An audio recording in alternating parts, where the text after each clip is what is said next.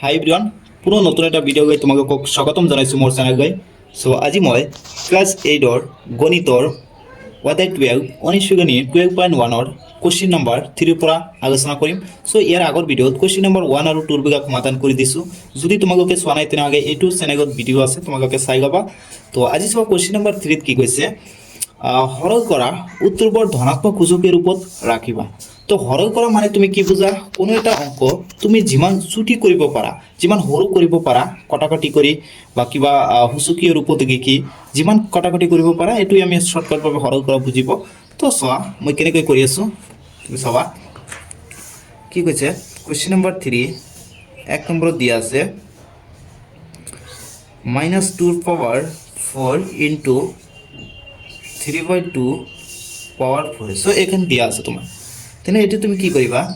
ইয়াতে চোৱা -2 কি হয় প্লাসত হৈ যাব বা -2 উঠি যাব কেনেকৈ যেতিয়া পাৱাৰটো যুগ্ম থাকে তেতিয়া কি হয় -2 প্লাস হৈ যায় তেনে তুমি ডাইৰেক্ট কেনেকৈ লিখিব পাৰা 2 পাৱাৰ 4 ইনটু এটো তুমি ভাঙি দিব পাৰা এটা সূত্ৰ আছে a/b পাৱাৰ m তেনে হেতু সূত্ৰ ভাঙিলে কি হয় a power m divide b power m এনেকৈ লিখিব পাৰা সো এটো যদি ভাঙি দিও তেনে কি হ'ব 3 power 4 divide 2 power 4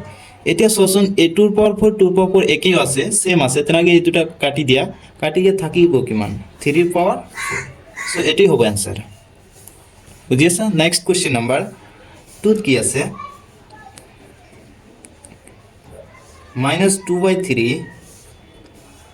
power 4 into -3/4 power 3 এটো তুমি ডাইৰেক্টলি প্লাসত লিখিব পাৰা কিয়নো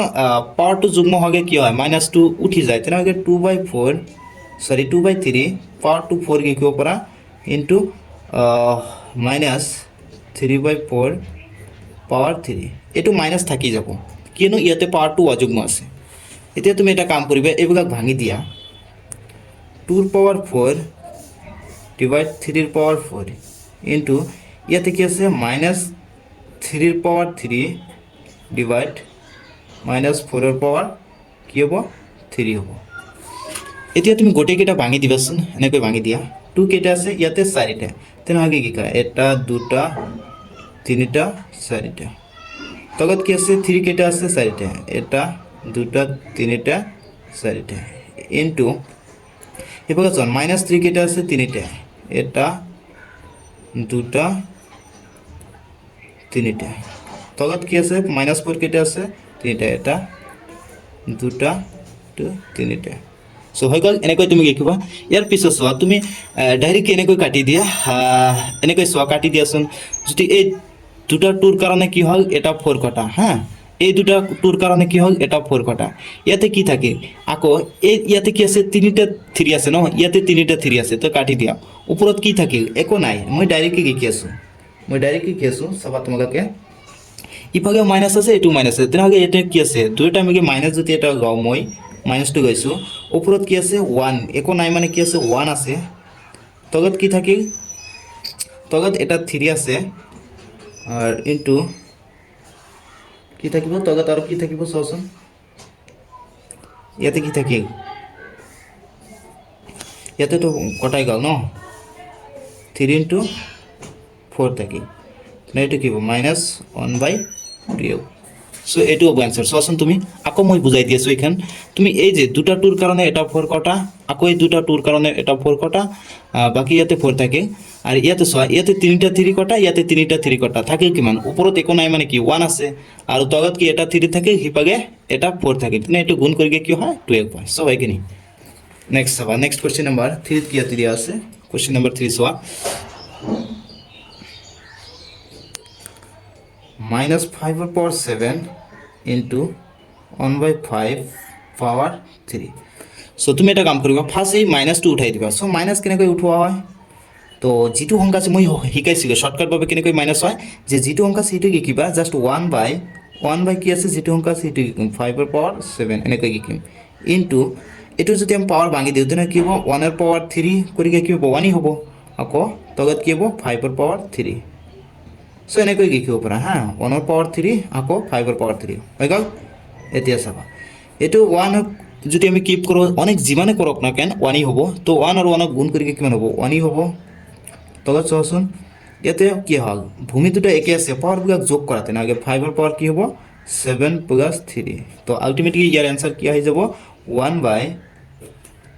5 এর পাওয়ার 10 তো 7 প্লাস 3 কি হৈ যাব 10 হ'ব সো এটো आंसर হ'ব এতে সোয়া কোশ্চেন নাম্বার 4 টু কি আছে কোশ্চেন নাম্বার 4 ত কি আছে সোয়াছন কি আছে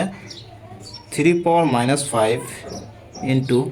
minus 2 power 5 into minus 4 এর পাওয়ার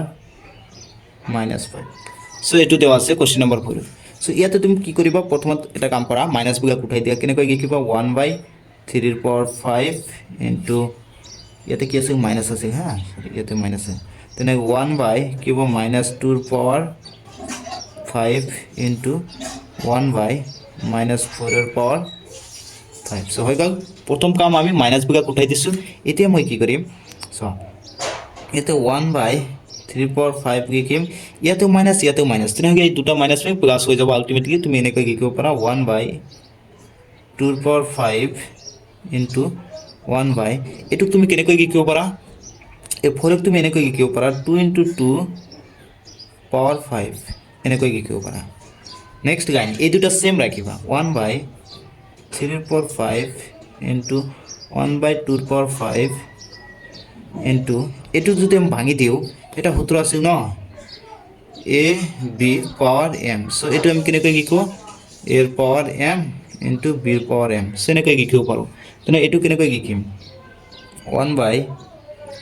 2 এৰ পাওয়াৰ 5 into 2 এৰ পাওয়াৰ 5 এনেকৈ লিখিব পাৰো ইয়াৰ পিছত চোৱাচোন উপৰৰ বিভাগ যদি আমি গুণ কৰোঁ তেনে কি হ'ব 1 ই হ'ব তলত চোৱা এই 3 এর পাওয়ার 5 এই 2 2 এর পাওয়ার 5 2 এর পাওয়ার 5 এই গোটেই কেটা যে ভূমি একে আছে পাওয়ার বিভাগ কি কোন প্লাস কৰিম তে 2 এর পাওয়ার 5 প্লাস 5 প্লাস 5 আলটিমেটলি কিমান হৈ যাব 15 হ'ব 1 বাই 3 এর পাওয়ার 5 into 2 এর পাওয়ার